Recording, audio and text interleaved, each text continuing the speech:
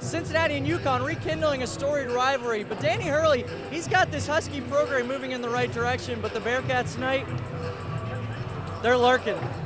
Day 4 of training camp, but day 1 in full pads, which means a noticeable increase in contact for the offensive line. Every high school football team in Ohio has one common goal: to make it to Canton. It's summer, but there's some big news on the hardwoods. Samari Curtis, 4-star recruit from Xenia, who originally committed to Xavier and then decommitted after head coach Chris Mack left for Louisville, has announced that he will be going to college in Cincinnati, but will be playing for the Bearcats. Curtis announced on Twitter that he'll be joining Mick Cronin in the year 2019. Colby Bartley trying to get something started for Miller. He launches this one but finds the wrong man. Chase Bailey with the tip and the grab, and this one's going the other way. He's running up the sideline, gets great field position as he's knocked out at the 40.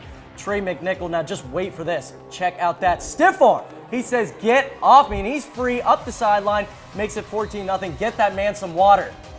Okay, good. Now Peyton Stevens, he just let it loose. He's gonna let it loose in another way here. Pops the quarterback. Fumble, you pick it up. No, you pick it up. No. Owen Huck says, I'll pick it up in the end zone. Lineman getting a touchdown. Blake, you gotta love seeing that. Hey Owen, go hug your teammate for me. There you go. Jalen Walker, he's the current scoring leader in the entire MAC, but after tonight, nothing's gonna change. Xavier is known for that great home court advantage, and tonight it showed. Top of the first, Jesse Winker making his case for NL Rookie of the Year. He sends this one flying and just off the wall in left field. That'll score a couple Reds, getting them out to an early 2-0 lead in the first. Yeah, rev it up. Matt Harvey was on the hump, and what a day he had. 4 hits in 5 innings pitched as he gets Paul DeYoung reaching for this one to end the inning. John Deere Classic in Illinois, winner gets a bid to the British Open if they don't already have one. Michael Kim in full control of this one on 8 here, and that's going to be a pretty easy putt for birdie. This one, not so easy. Kim sinks this one on 16 for birdie, and, well, you'll see, he likes it. Chan Alexander, Happy Gilmore, getting the crowd into it. That's all we have this evening. I'm Nick Niehaus. Have a good night, everyone. 3,800 miles. That's how far Steve Brandstetter will have to travel to finish his quest of running 26.2 miles in all 50 states. When I first started, running the marathons, of course, everything was drivable and everything was close. And when I started filling in my map of where I'd gone, everything was right around Cincinnati, or within a driving distance. And then all of a sudden I looked out and, it gets a lot harder to get to the long locations. The difficulty to get to the farther states was increased when Steve's wife and running partner, Julie, was diagnosed with multiple sclerosis. Traveling to marathons with my family, especially, with Julie,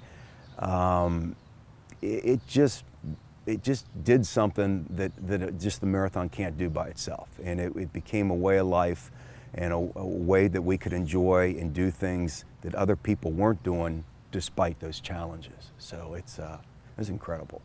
Julie passed away in 2014, and Steve was still 15 states short of his quest, but he still ran because of what he learned after Julie's diagnosis. I think about her during every marathon, and I did when she was with me too, because I'm out and God has allowed me, to run 26 miles at a time. And Julie couldn't even get out of bed, and so that's quite a striking contrast. It deepens, it heightens your gratitude. 4 years later, only Alaska remains. Brandstetter is set to complete the quest even when it wasn't so easy. I still get out there days and go, oh, God, what am I doing this for? This is really hard, and like to complain about it, but when, and the best part of any run is when it's over. It's hard to describe. When they say a marathon, and I know there's a lot of things, but a marathon will change your life. It does. I don't know what it does, but it does change your life. Nick Niehaus, Local 12 Sports.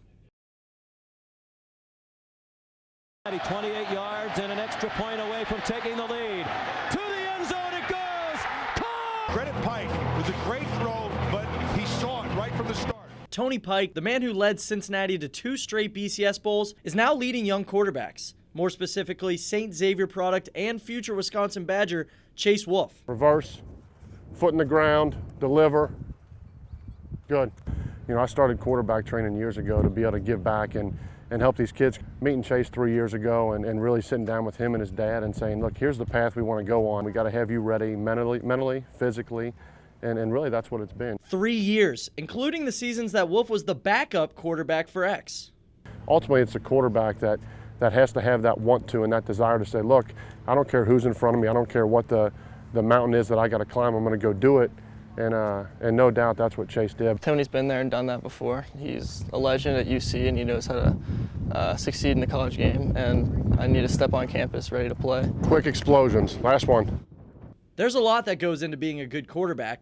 Wolf has been able to sidestep past the competition from a particular skill learned in these sessions. Really, he separated himself with the footwork that goes on in these sessions, and he translated that footwork to games and camps, and really he made a name for himself, and he put him on the map where, you know, he received all those offers and now heading off to Wisconsin. Don't bring the feet together when you get tired. He pushes me to my legs feel like jello, and then that makes me in the game in the fourth quarter where I can just step through passes and I feel fine. I can move around the pocket and I feel like I'm fresh like the first quarter. Proper footwork and stamina aren't the only benefits of these sessions. Wolf now views Pike as more than just a mentor. I didn't know how he'd treat me, but he's been really good to me, and he's been like an older brother to me. We're all business on the field, and then off the field, we're just like buddies. I wouldn't be where I am today without Tony. Nick Niehaus, Local 12 Sports.